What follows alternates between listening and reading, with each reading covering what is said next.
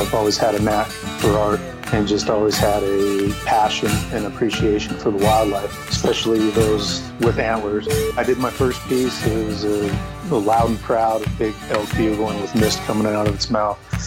And it sold in about 3 or 4 hours. When I look at it, I always have to kind of weigh, how's that going to look in my style, in my medium, the white on black. They'd come back to me and say, design's awesome. We love everything about it, but can you make the antlers a little bigger? I'm like, oh yeah, sure.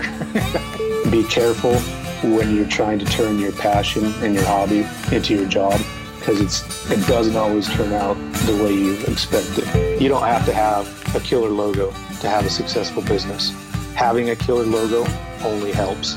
I try to take those feelings that you have inside, that fear or whatever it is, and turn it into almost like an adrenaline rush, a thrill. This is Joel Pilcher, and you are listening to Living Country in the City. Y'all ready for your dose of flyover state spirit? Straight from the concrete jungle? Well, put down your latte and pull on your boots. It's time for Living Country in the City. Hey y'all, welcome to episode 91 of Living Country in the City.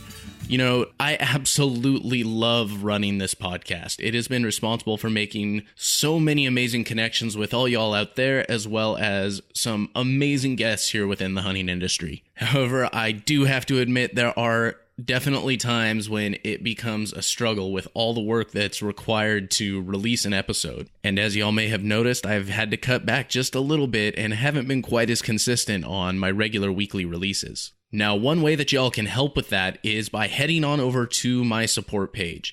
There are lots of really simple ways that you can help support Living Country in the City and really be part of its growth and development. Stuff like sharing the podcast with your friends or leaving a rating or review on iTunes or Stitcher. You can check out my affiliate links and use those when you do your shopping for hunting gear. Or you can buy some merch in the Living Country in the City store. But if you really, really want to take that next step, if you're a big fan of the podcast, you've been listening for a while and want to join the family, head on over to my Patreon page and commit to giving a small monthly amount. Even a commitment of only $1 a month is huge and comes with some really awesome rewards. Just think, $1 a month, that's $12 a year.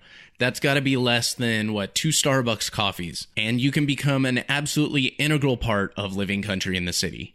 So make sure y'all check that out at livingcountryinthecity.com/support. Also, a huge shout out to Sawyer Products for their continual support of the podcast. They have been here with me for quite a while now, and I cannot say enough about them or their gear. Make sure y'all check them out at Sawyer.com if you need any of those essential products for the outdoors, stuff like water filtration, first aid, sunscreen, or insect repellent. You can't go wrong with Sawyer. All right, y'all, on to today's episode. I hop on the line with Mr. Joel Pilcher. Y'all may recognize him from some of his incredible art pieces on Instagram relating to the outdoors, especially elk. Those are my absolute favorites of his drawings. We have a really great conversation about hunting and actually talk a little bit about starting out a hunting brand or in the hunting industry. So I hope y'all enjoy episode 91 with Joel Pilcher. All right, y'all, welcome to episode 91 of Living Country in the City. I am here on the line with Joel Pilcher. Got it right the first time. Nice. There we go. Well, I guess after several attempts at practicing. Thanks so much for hopping on, man. You bet. Happy to be here. So, always like to start out with just a little background about yourself. How did you really kind of get into hunting and the outdoors initially, and maybe even you're pretty big with some of the outdoor drawings of wildlife. Maybe talk a little bit about how you got started in that as well. Okay. Yeah. Well, I was born and raised in Utah, and my dad's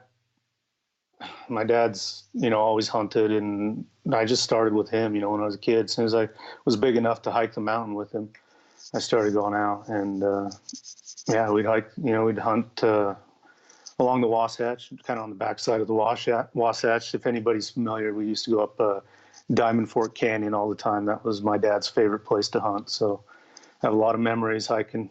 Getting up early. It wasn't too far from home, so get up early and before the sun be up, and we'd head out and drive up the canyon and find a spot to park. And then I was probably 6 or 7 years old when I first started going with him. And it just continued on from there. We were, weekend hunters. We'd go one or two weekends a year, just go out. And I've told this story before, but my dad was a carpenter when I was young. And so he'd get laid off every winter. So when hunting season came around, we'd actually depend on the meat that we'd get from the hunt to kind of support our family throughout the winter, as far as, having that food for our family to eat. So it was a cool experience. It was really neat being brought up that way, and kind of the understanding the importance that can come from hunting, and to be able to harvest that food and actually use it as necessary sustenance for your family. So it was pretty cool to live in that situation. Later on, he started his own company and became a general contractor, and things got better. And, so hunting became more fun and less necessary. Gotta fill the freezer. So, yeah, right. But yeah, I mean, we've always been active in the outdoors, outside of hunting. We camp and fish, and we do a lot of off-roading, four-wheeling. I personally do a lot of mountain biking as well. And so it's just been part of my lifestyle, from a very early age. So it's, I mentioned to you earlier that I don't hunt as much as most, but when I do, I really, really enjoy it. So it's great. But I think my appreciation of that, the outdoors, appreciation of hunting, appreciation of the wildlife, that's what really pushed me towards wildlife art with my artistic talent. I've always had a knack for art, and just always had a passion and appreciation for the wildlife, especially those with antlers. I always loved mule deer and elk. Just couldn't get enough of them, and it's a good thing because I get enough of them. Drawing them. I've drawn, I don't know, hundreds and hundreds of antlers, antlered animals over the course of my career. I mean, they're like crazy, especially elk. They're like something you would see out of some like fantasy novel. Like if you're describing them to someone that had never heard of them, yeah, it would be hard to believe that they're real. I was just thinking that just the other day. I just finished a piece. I call it's titled War Cry. Mm-hmm. And it's this close-up shot of this elk that's just screaming.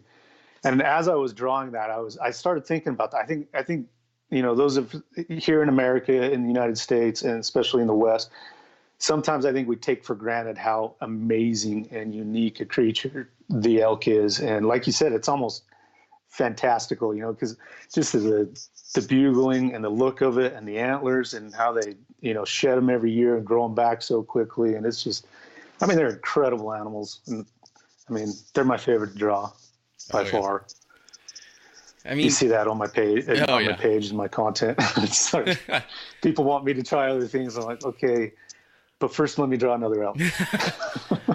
What could you imagine though, if nobody had ever heard of them or seen them, and you're describing them, you're like, well, it's like a horse, but it's kind of like the proportions of a cow. It's like as broad as a cow would be, and it makes this high-pitched screaming noise, and it has antlers that are like 6 feet long, or Yeah. And then, like you said, it loses them every year, but regrows them in a course of a few months, and it's just insane. Can you imagine? And it can move silently through the forest. It can move through the forest without you ever knowing it's there.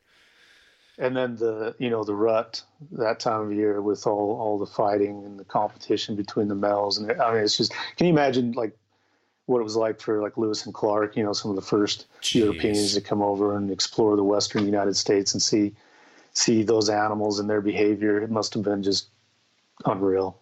That'd been cool. It's crazy. But yeah, so talking about your art a bit, you come from a family of artists, right? Am I correct? And if I remember that correctly? Yeah. Like, I mean, my grandparents, and I've got aunts and uncles that are artistic and creative. I have one aunt that is a professional artist, has been her whole life. And then in my immediate family, I've got siblings. I've got my older brother. He doesn't do artwork, but he's extremely creative. He does a lot of creative writing and marketing, that kind of stuff. And then I've got two sisters that are both professional artists. They've worked as full-time artists at one time or another. My one sister is still doing it a ton and making a really, really good living with it. She licenses a lot of patterns and stuff to different textile companies. I've got a little brother as well that is a graphic designer. He actually worked on the creative team for us at Mountain Ops back when I was there. So that was a lot of fun being able to work that close with him. But yeah, I guess it's in the blood.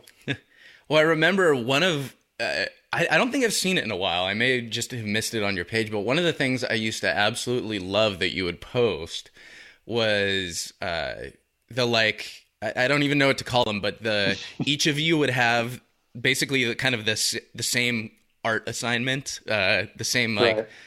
idea of, draw an eagle or something like that, and each of you would draw it in your own style, and you'd share that and share the time lapses of you guys drawing. I just thought that was the coolest dang thing. That was so cool to see. Yeah, we called that Sketchy Fam. That's right. And that's basically how we'd have a prompt each morning, and we'd say, okay, today here's what we're drawing. And then we'd all draw the same subject, but in our own unique styles. And it was very, very different styles and techniques that each of us had. So it was cool to see the comparison. And we got tons of positive feedback on it.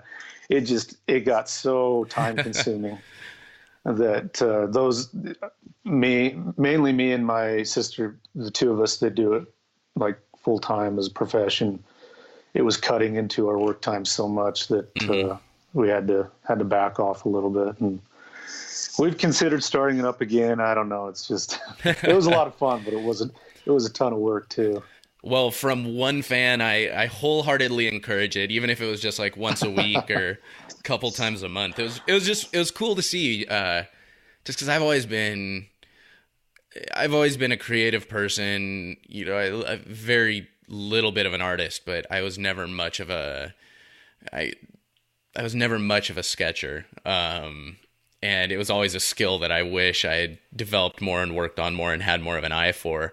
And so just watching that and seeing all the different styles and stuff, I was a huge fan of the page, of the Sketchy Fam page. Oh, cool. So I'll have to bring them up with them, see if we can work something out. But it started because, I'd been doing graphic design and illustration for years, probably a decade or so. And it was just it's been about a year and a half ago that I decided I really wanted to try to do this wildlife art thing on the fine art side of it and kind of move a little bit away from the computer graphics. And when I decided to do that, I thought I need to polish my skills. I've gotten rusty on the hand drawing side of it. And so I decided I'm just going to start sketching every day. I actually got the idea from another artist, wildlife artist that I follow, Ryan Kirby, incredible oil painter. But he was doing daily sketches. So I'm like, okay, that looks like that. That's probably something that would help me out. So I started doing that, and then my siblings saw it, and that's where we started. They kind of jumped on. We started doing the Sketchy Fam. But it was almost 6 months that we did that. It improved my drawing skills so much just from that practice. And so anyway, you want to get better at sketching, just do a sketch a day. Just do it. It'll work. It'll help you out. Guarantee it. I don't know. I think a stick figure a day isn't going to do too much for my drawing skills.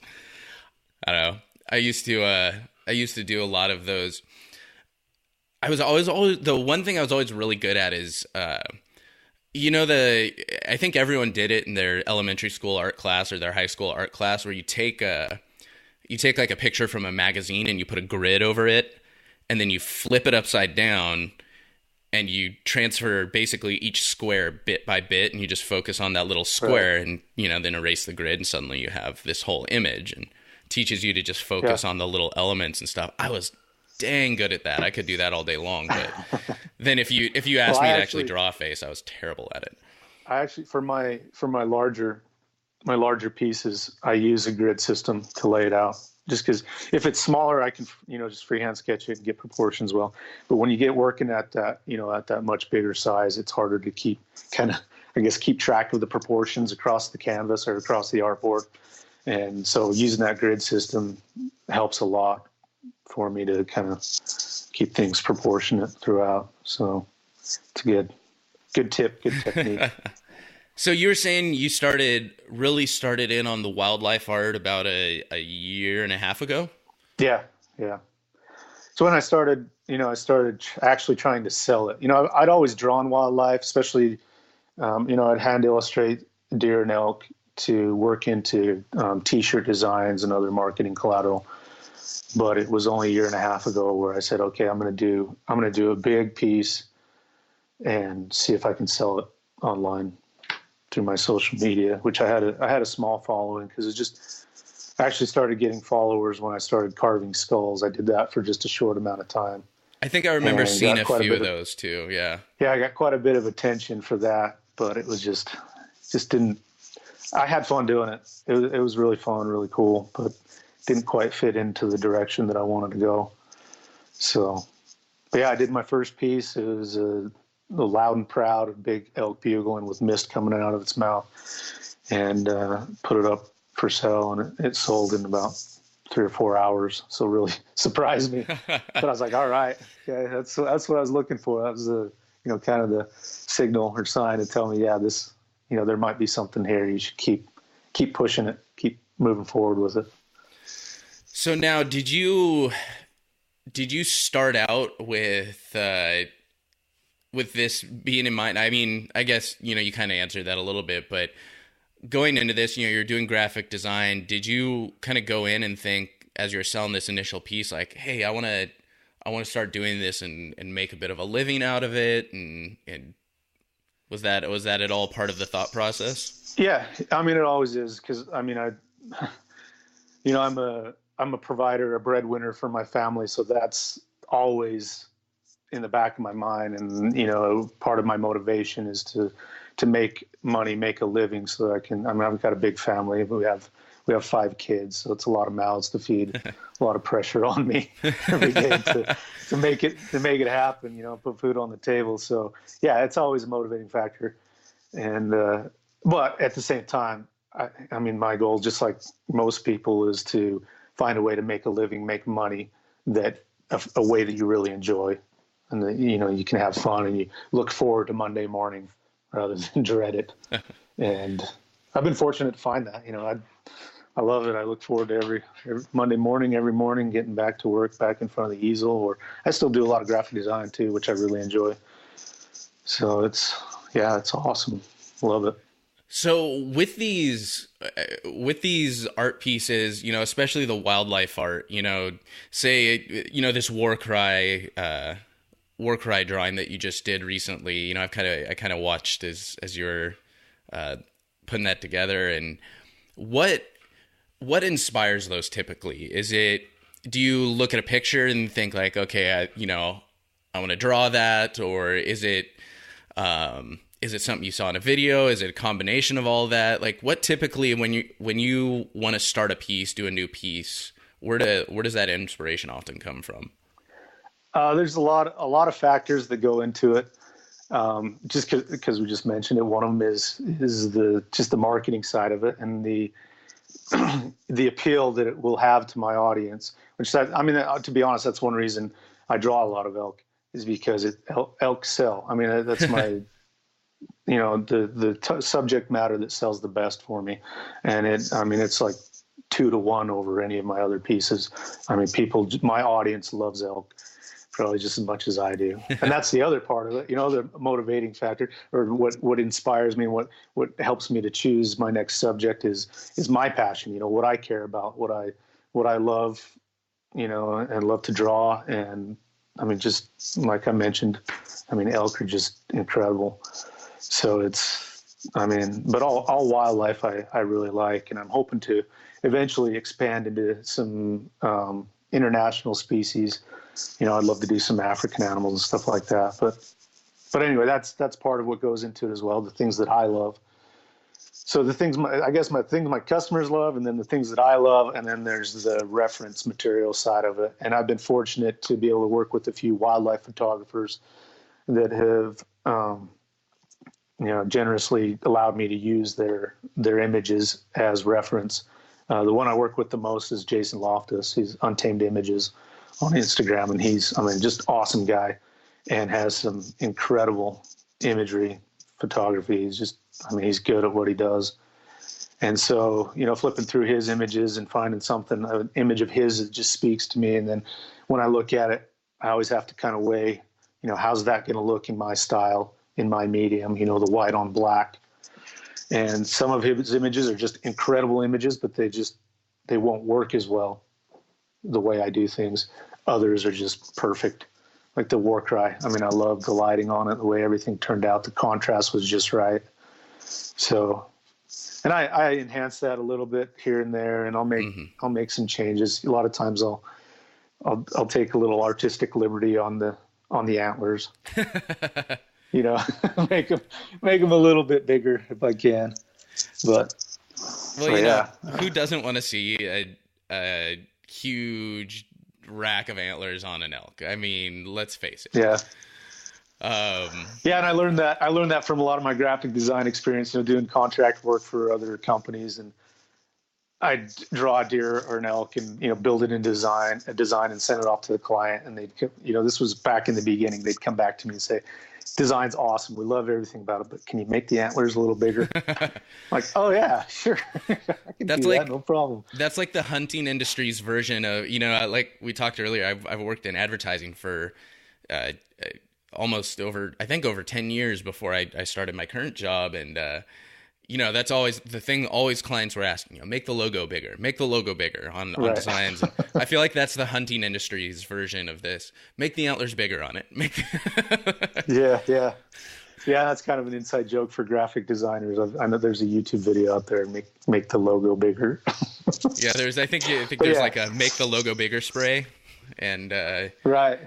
There's oh my gosh, what was it? Yeah, that was a good video. I'll have to find that again. I haven't watched that in a while, but yeah, I guess that's kind of the cool part, like you were saying though, about being the artist, is you can take that liberty, and whether it's making the antlers bigger or just taking an image and adjusting the lighting to fit and add that drama. And you have a very dramatic, I don't know if that's the correct way to describe a very dramatic style with the high contrast, the black and white.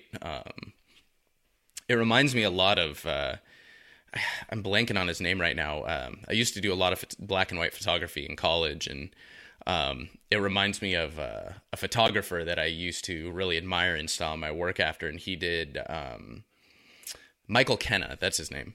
He would do very like high contrast black and white photography with like a strong light source, so it would almost be like 100% black and white. Right.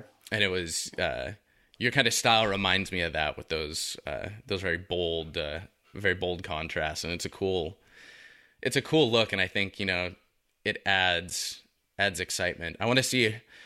I might have to try and commission a very dramatic, epic tree squirrel print from you, just to see something that's like something that's like so small, but like done in a like an over dramatic, like very grand fashion would be so cool to see. Right. And I get a lot of requests for rodents, and really, even I've recently had a lot of requests for even just like farm animals, chickens and ducks and pigs and that kind of stuff, which I'd like to do. I really would. It's just you got to pick the time. I love drawing elk. So one day. Yeah, you ever get requests for people's pets? Yeah, dogs, a lot of dogs. Yeah. So it's which, I mean, they're fun to draw too. I just recently did a dog holding a duck in its mouth, and it was a really cool drawing. It was fun to do. So that's something I'm considering more for the future, as well as more dogs and, bird dogs and bird hunting, that kind of stuff. See, that's kind of cool because it still ties in with, hunting and that passion for the outdoors and stuff like that. So it's still a good tie-in.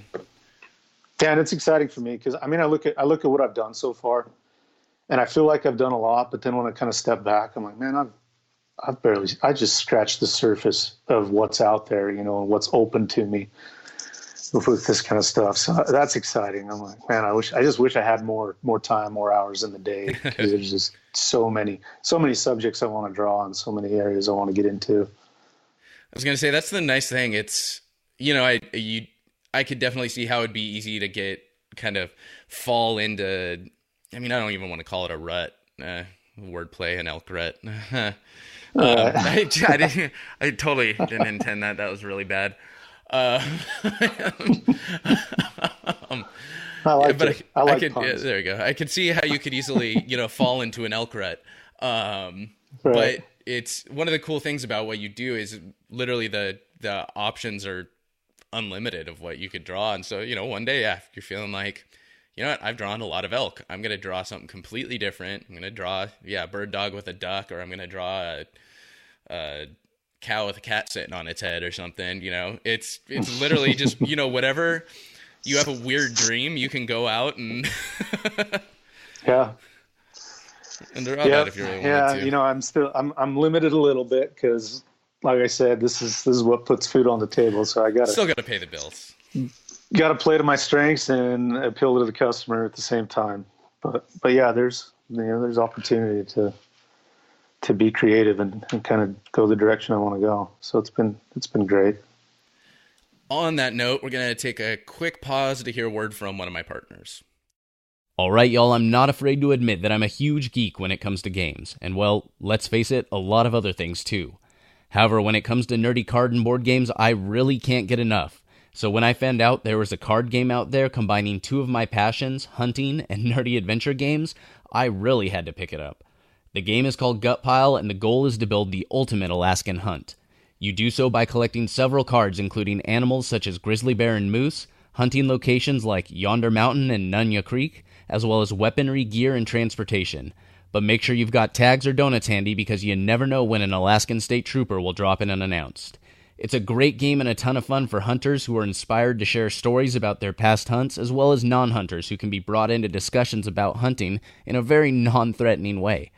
If you'd like to learn more, check out my podcast with the guys at Gutpile Games by visiting livingcountryinthecity.com/22 and get $5 off your order from Gutpile Games by visiting our partners page at livingcountryinthecity.com/partners. So, we're back. You also, aside from the wildlife drawing, the more traditional art, you do a lot of digital work, a lot of branding, apparel design, stuff like that. I mentioned I do a lot of web design work, and I've been doing a lot of freelance work for just friends and people here in the outdoor industry on their websites, and I am not a logo guy. I am not a branding guy. I'm a give me your styles and assets, and I'll build a website from that. If you need a logo, you got to call someone else. You need this stuff. Right. I'm not your guy. And so I always admire people that can work from just a concept, if you will, in someone's head where they're coming to you and saying, hey, this is what my brand's about. This is what I represent. This is the image I want to get across. And you're able to work with them and convey that in an image, in a t-shirt design, in a logo, whatever that may be. It's a really cool thing to me, and I kind of nerd out on it a little bit. Yeah, it is. It's one of the most difficult things to do, really. To try to get inside somebody's head and see what they're understand what they're looking for and what they're wanting with the brand or with the logo, or with any branded items. It's a challenge, and sometimes it's exhausting. Sometimes I think that's one of the reasons that I've started pushing the wildlife art, just for a little bit of a break from that, because it can get so difficult to be working with so many different people that have so many different ideas and opinions about where they want to go with branding and marketing, and then when you get to the challenging customers that don't have a lot of experience in the branding and marketing world, and they're coming to you because you do have the experience, but then they won't let go of what they want to let you do your job, and help them present their brand in a way that is appealing and, enticing for customers. It's just, it can be, it's a challenge. It is, but it's fun too, especially when you can get things to click, when you get things to work, and you help somebody create a brand that, that sees success, and, you help them create a message behind the brand that really connects with their customer base and their audience. I mean, that's just cool to be able to see that happen, because I think it's because it is such a challenge to find success in it. It's just, it's satisfying. And that's probably why, even though I've left client work a few times, I always come back to it, because it's fun. I mean, I enjoy challenge. Well, enjoy challenge. The bigger the challenge, the bigger the reward, really. And being able to work with someone on something that's so personal to them too. Like, as far as, a brand goes, that logo is arguably one of the most important pieces of work you'll put together. It can immediately turn someone off of a brand or turn them onto it. You look at something, you're like, oh, that's cool, I want to check that out, versus like, oh, that looks sketchy, I'm not even going to bother reading more. It's a big challenge, and it's a very personal and important piece. And so when you nail it, there's got to be a super cool sense of achievement with that, and satisfaction. Yeah, and I've done a few logos that have been, that are really strong and are doing really well for the companies that I created them for, and it's awesome to see that. I'm almost like leaving a little legacy behind for me. So it's, even though most people have no idea it was me that created it, it's there's self-satisfaction in knowing, yeah, I did that, and look what it has become. So it's fun to do that, see that.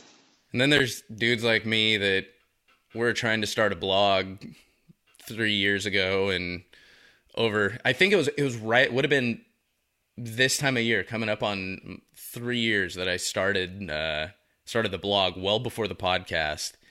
And I was like, crap, I got to put together a logo. I'll just throw this.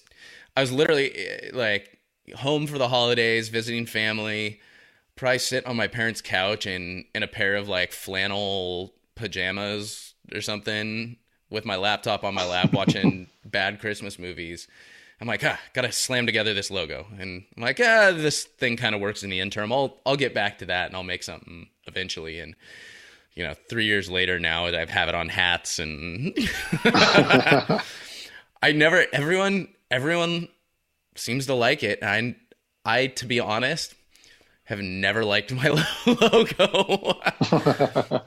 I tried working with someone. I don't know. If it's not broke, don't fix it. Yeah. If it's working, I used to, in my younger years, back in the beginning, I used to push logos really hard and be like, if you got, number one, you got to have a good logo. You got to have a good logo. If you don't have a good logo, you're destined for failure. I've through my experience, I've learned that that's not necessarily the case. You don't have to have a killer logo to have a successful business. But one thing I do know, and I've found out, is that having a killer logo only helps. It's only going to make things easier. So. Oh yeah. Well, I don't know. I get a lot of people that, it's so funny that I still laugh anytime people come to me to ask about like how do you get started in the hunting industry? And I do kind of a spit take from laughing. 'Cause I still, I've got people that listen to the podcast, it's become pretty successful, but I don't know, man. The one thing I've learned is, you probably shouldn't get started in the hunting industry. We talked a little bit about that before the podcast, but I mean, it's just funny. I didn't really intend for all this to, be a thing or for me to be part of. I laugh when I say it. I always, air quotes it, the hunting industry, because I mean, I'm not making a living from hunting. Like this podcast and everything around it costs me significant amounts of money. It's just the opposite. I don't consider myself part of the hunting industry. Like, I look at people like Randy Newberg or, Corey Jacobson, who make their, Randy also is a CPA, so I think he makes his living in better ways. Yeah. But generally, like, they have an income from the hunting industry, like a real income source. That's who I consider to be in the hunting industry. But when somebody's starting, I get a lot of people asking me how to start a podcast and stuff like that, and I'll send them kind of my little recommendations. But for someone starting out that wants to, even if it's just to create a little personal brand for their Instagram page or just something to kind of, maybe their group of buddies they go hunting with. Like, I've got some buddies that I go hunting in Arizona with all the time. Guys that hunt 3A, and it's literally just them. They're not, trying to sell merch or trying to start a TV show, anything like that.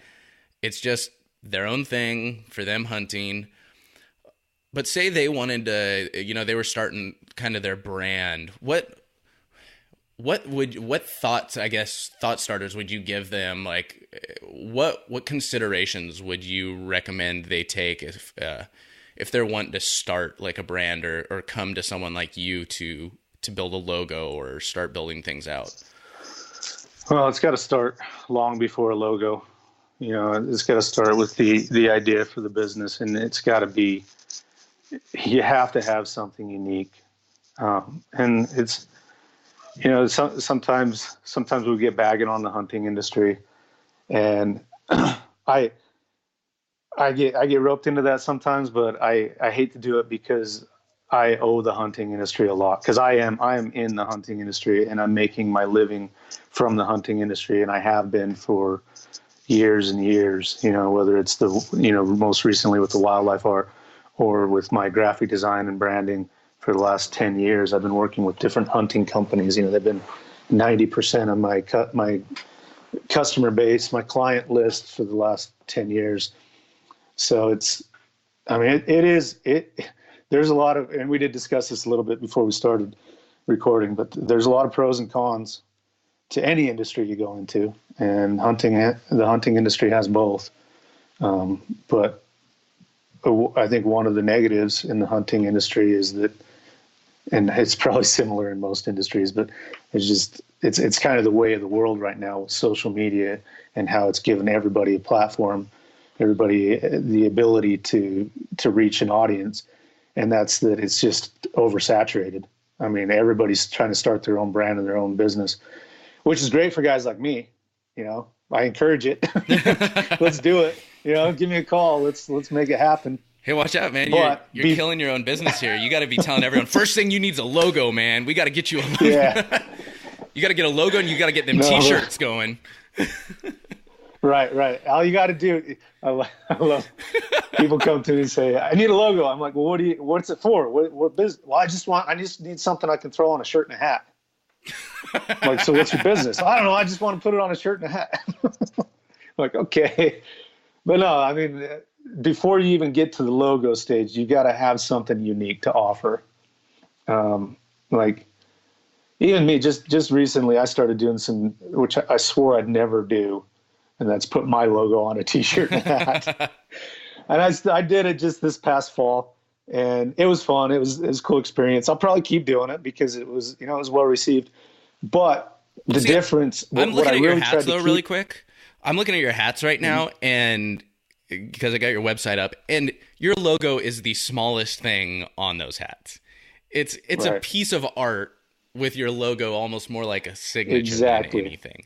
You're offering more than your logo. Yeah, I'm not selling.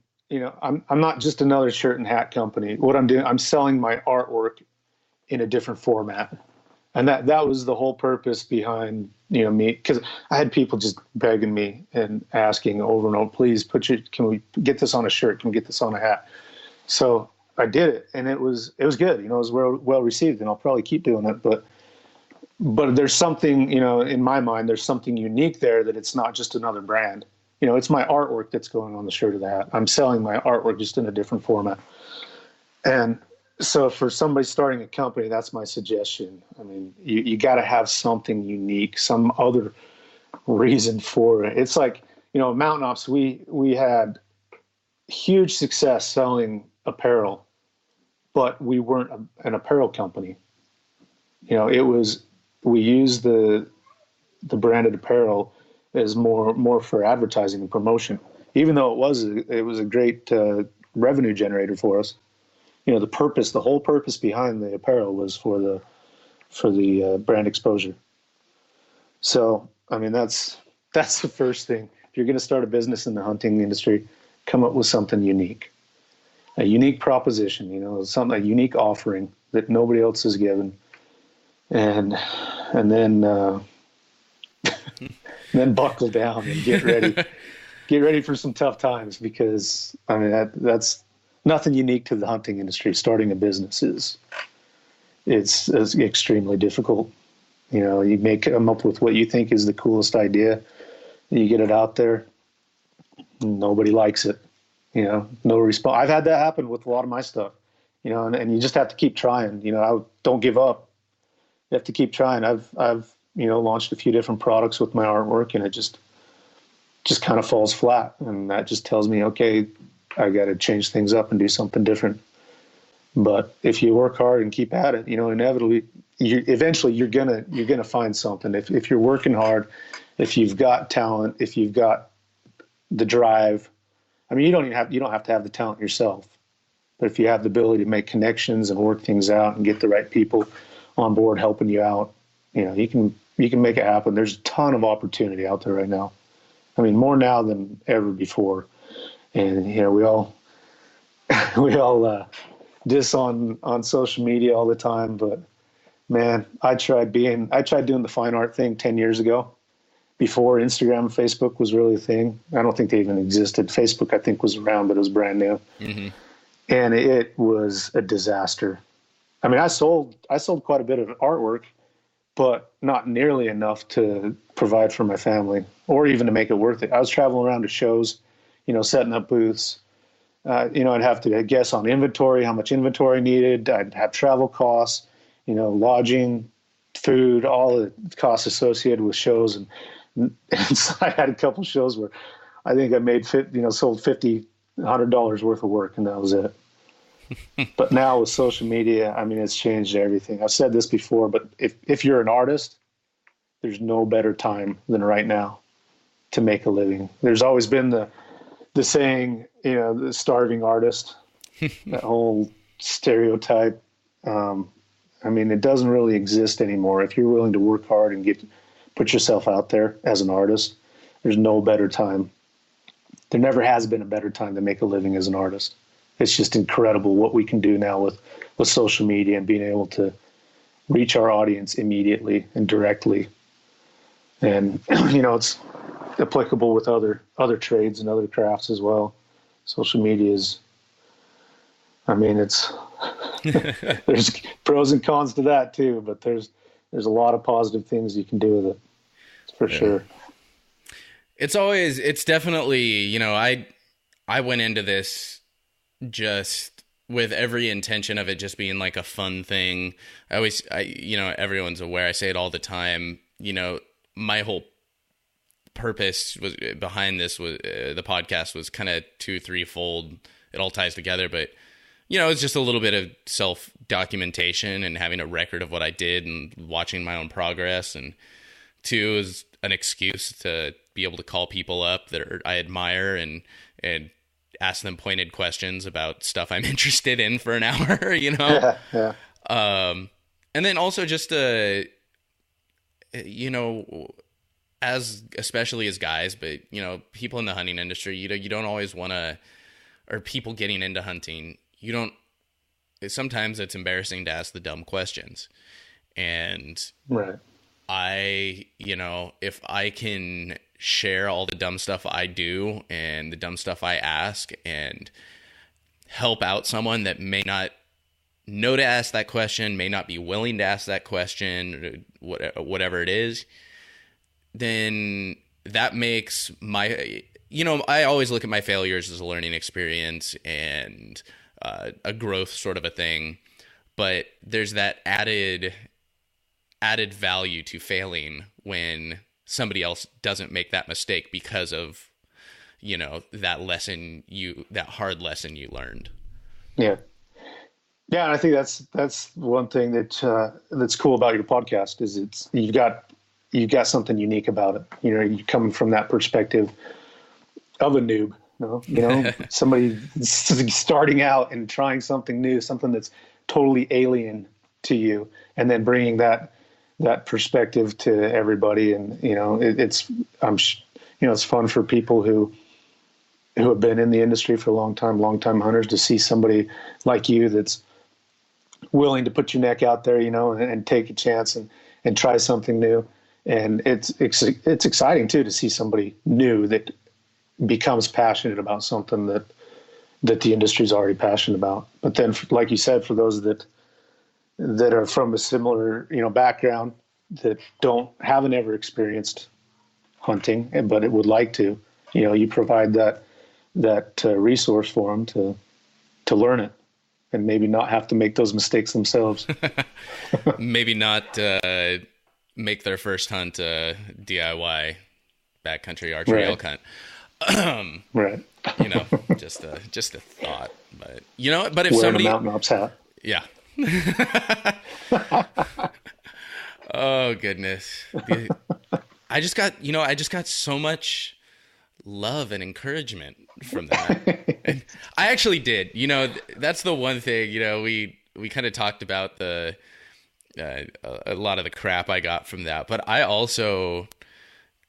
also made me realize like a lot of the people that were reaching out to me and being supportive and stuff like that, because I started the podcast in March of last year, and then, was out hunting in September on my hunt. And in that time, I'd made a lot of cool relationships with, I'm the type of person, I'm like, I don't care what logo you wear, who you're affiliated with. If you're a decent person and you treat me well, obviously I'll take things into consideration. And, if a lot of people are talking crap about someone, I'll try and hear their side to understand if there's just maybe something sketchy going on that I don't know about. But generally I'm like, I don't let other people's opinions dictate my associations. I let my own experiences do that. And, I just like to know everyone. I like to network with people and be friends with people. And, I'm just generally a happy-go-lucky guy. I totally lost track of where I was going with that, but, oh yeah, that's right. It just kind of made me realize the people that did reach out after that and were like, either like, hey man, screw those guys, don't worry about them. They're just angry, bitter people, for the, people that were talking crap about me, or just other people that were like, hey man, what you did was epic. Sorry to hear that it didn't go well. Let me know when you're ready to go out next year, and, I'll help you out, kind of a thing. And this is coming from people that I admire so stinking much that it was just an amazing realization. So it was a cool experience. Getting attacked like that almost was a really encouraging experience at one point. Like, it sounds like such a weird thing to say, but that's another thing, I get a lot, like I said, I get a lot of a lot of people that are like, hey man, I want to, once again, I laugh every time. Hey man, I want to get started in the hunting industry. And I always tell them, I think I even talked about this on a recent episode that I just recorded. There's this movie called The Tao of Steve. It's a terrible movie, but it's basically I laugh because it applies to the hunting industry. And to be successful in the hunting industry, you have to rid yourself of a desire to be successful in the hunting industry. You have to just enjoy and love what you're doing and find a good offering and do it because you love doing it, not because you want to be successful. Because those, Hey, amen. Amen. I like that. That's true. And yeah, and that's going to set you up for success in the hunting industry. Probably anywhere, but yeah, definitely in the hunting industry. Oh, one thing I also caution people about when they have a desire like that is to be careful when you're trying to turn your passion and your hobby into your job, because it doesn't always turn out the way you expect it. You can end up hating that. You could end up hating the hunting industry or hunting in general if you turn it into a job. Like, I look at some of the guys I'm most jealous of, have a great job outside of the hunting industry, making an amazing living. So when they go hunting, it's all play. It's all recreation. It's just all fun. And I actually noticed that when after I left Mountain Ops, when I was at Mountain Ops, every time we went out hunting or we went out doing an activity, there was always this, you got to get a shot, got to get this for marketing, got to get this for content, always thinking about that the whole time. And then after I left Mountain Ops, I went out hunting and I was like, man, I'm just here because I want to be. I'm just here for fun. So that's something to consider too for all those of you that are wanting to start a business in the hunting industry. It doesn't always work that way. Like I said, I'm in it now. I have been for a long time, and it depends on the nature of the position you're in, the job, or the company you want to start or work for. Right now, that's not the case for me. I love it. I love every minute of it. So I've been fortunate for that. But, there's definitely times when it's, it becomes work.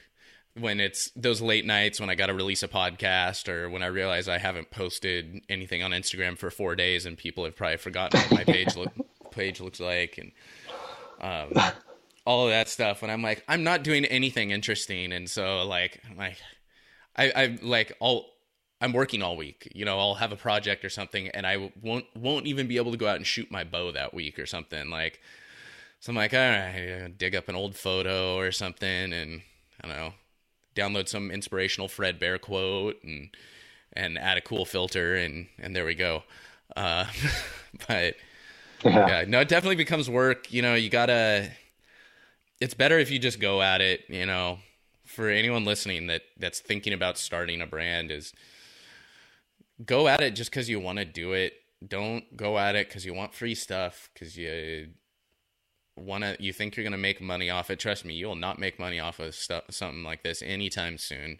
It will cost you a lot more in the beginning than it will. And it'll cost you financially. It'll cost you energy. It'll cost you sanity. A lot of the times it will cost you time. Are we being too discouraging?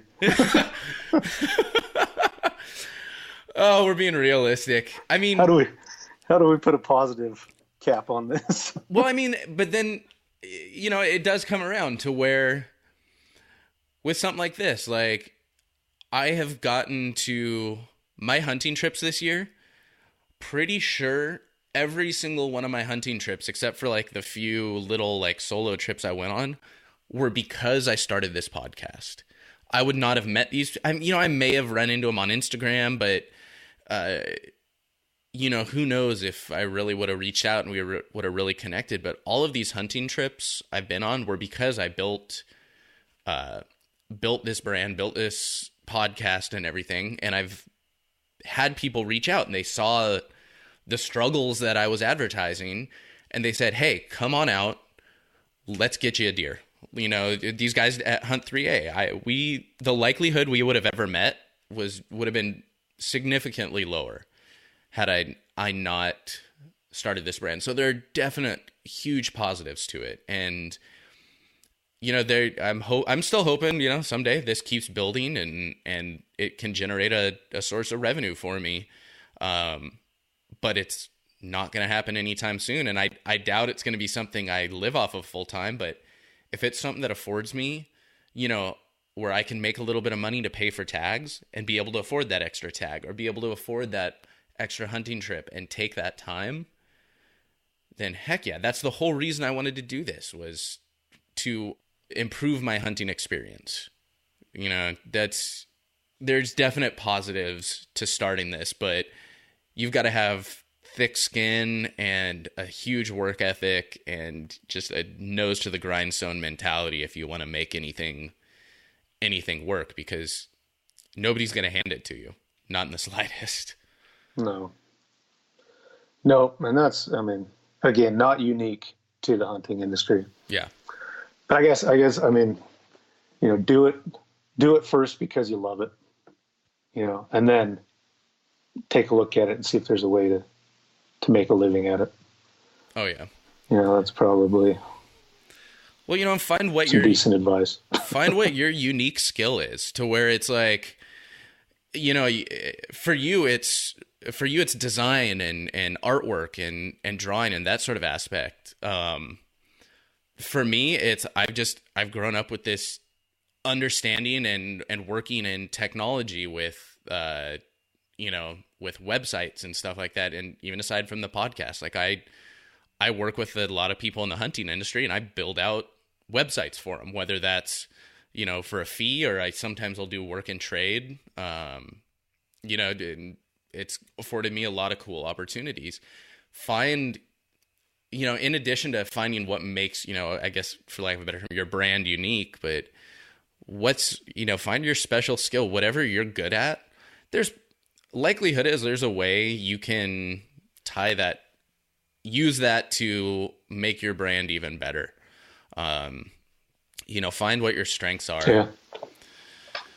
That's not always obvious. I mean, I have this conversation all the time especially with youth, with kids that are, you know, graduating from high school, going to college. And I try to, you know, my advice to them is figure out what you want to do first and then go to school to learn that. You know, don't go to school to try to figure out what you want to do. Yeah. So you're going to end up wasting a lot of time, a lot of money. And often their response is, well, I don't have a talent like you do, you know, like artwork.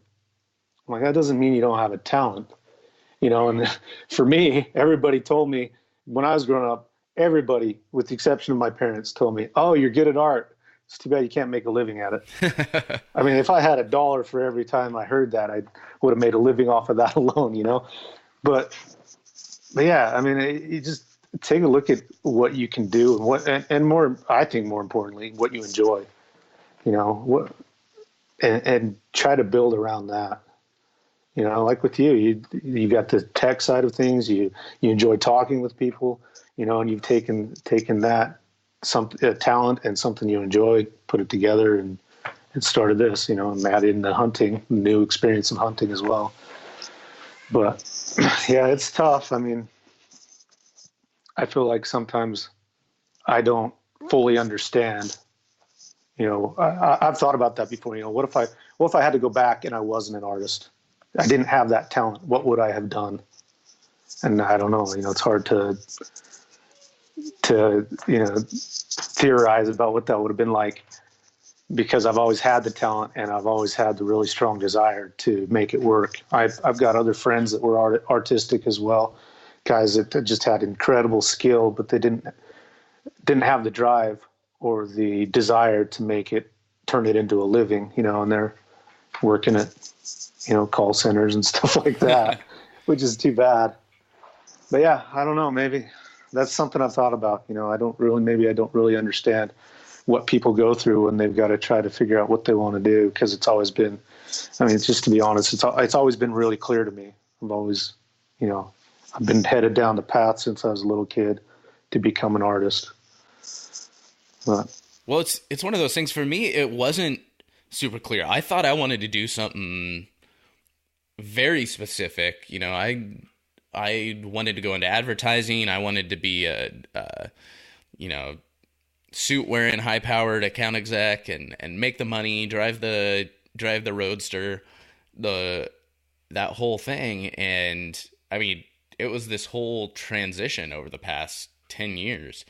And a lot of that was, I didn't even realize that I had this like design and talent for web design. It was just kind of something I did.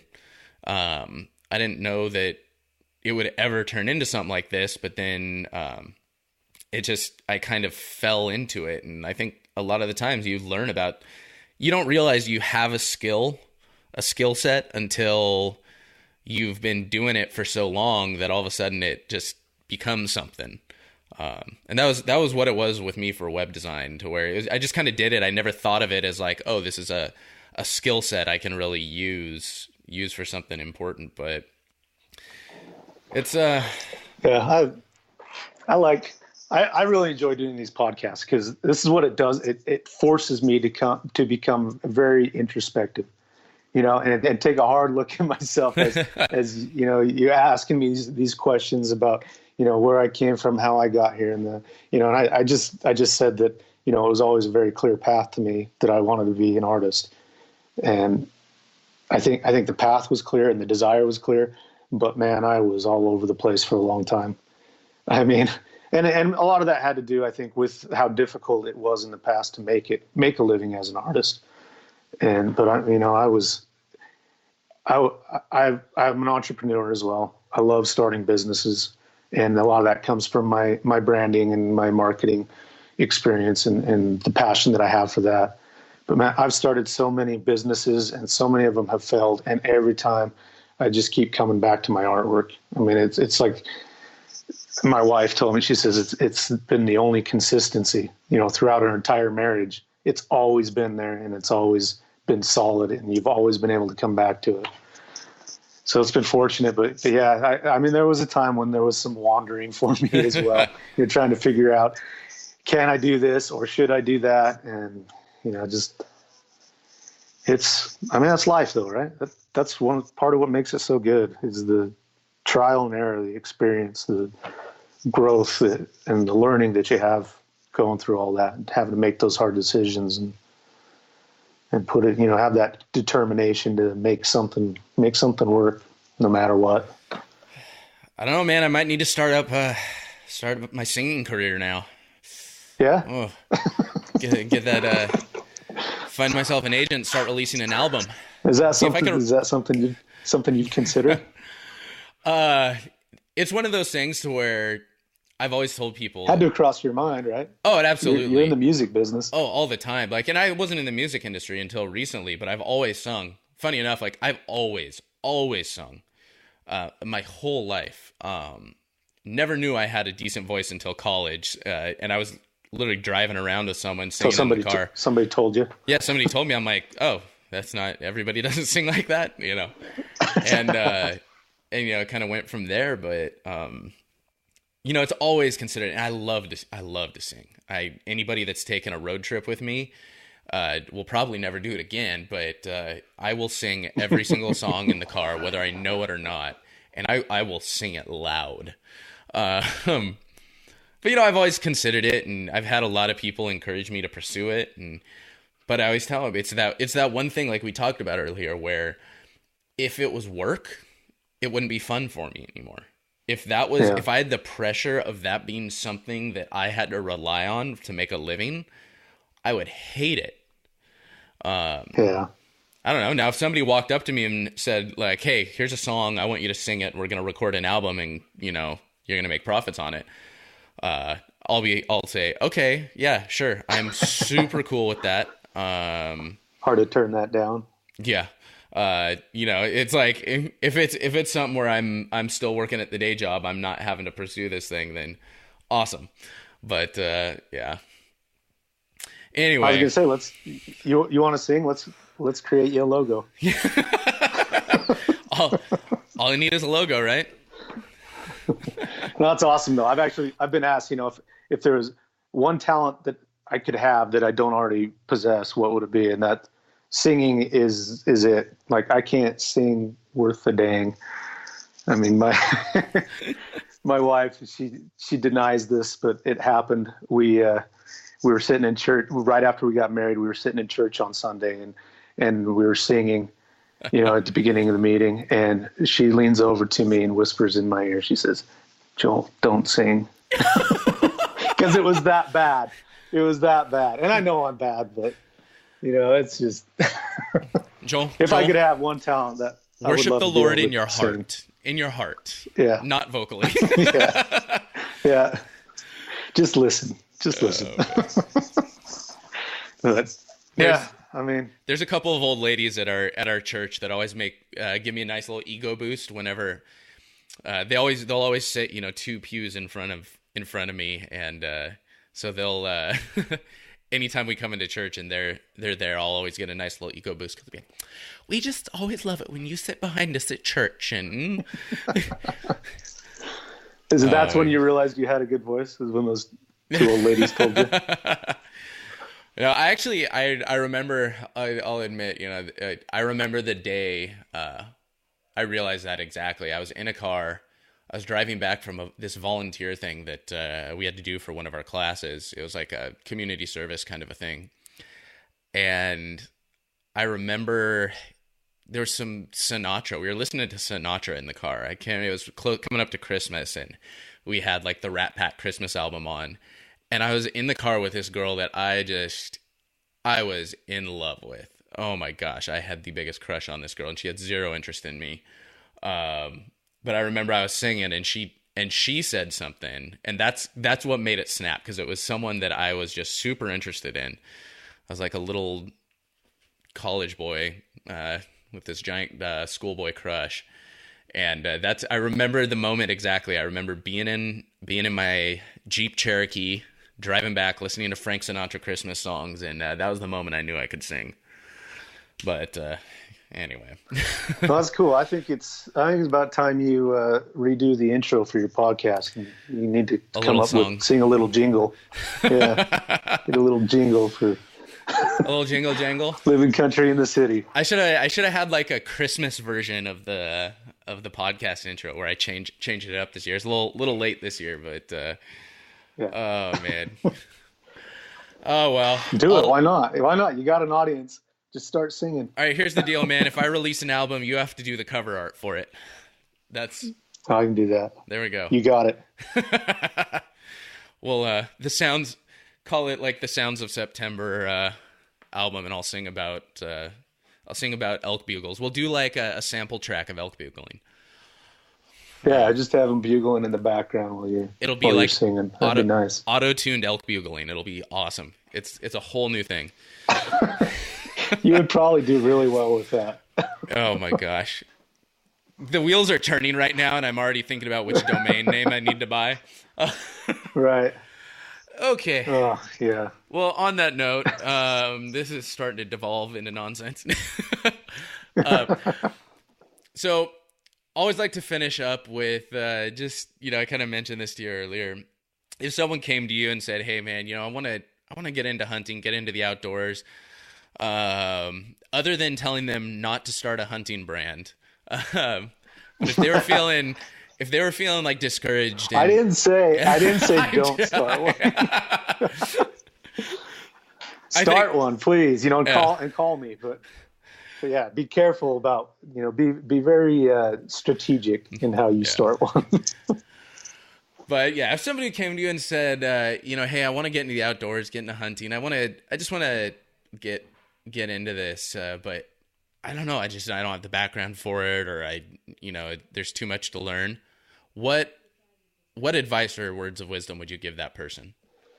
Well, I tell them there's this really cool podcast out there called Living Country in the City. First, go listen to that. All right, you'll get your check in the mail. Yeah, right. And then just do it. Just go do it. I mean, I really love trying new things and new adventures, new challenges. And so I think, there can be a lot of fear and a lot of, what's the word? nervousness, when somebody's trying something new like that. And I get those same feelings too when I try something new. But what I try to do is I try to take those feelings that you have inside, that just that nervousness, that feeling of fear or whatever it is, and turn it into almost like an adrenaline rush, a thrill, and change your mindset and enjoy that feeling and be like, yeah, this is cool. I'm doing something new. I'm stepping outside of my comfort zone, and just don't let anything stop you. I think it does take a lot of courage to try new things. And I mean, all the new things I've tried, I've never regretted it. Some haven't turned out great, but still I learned from it, so the experience is worth it. Just go do it. There's in fact, I think we just talked about this with Hush the other day.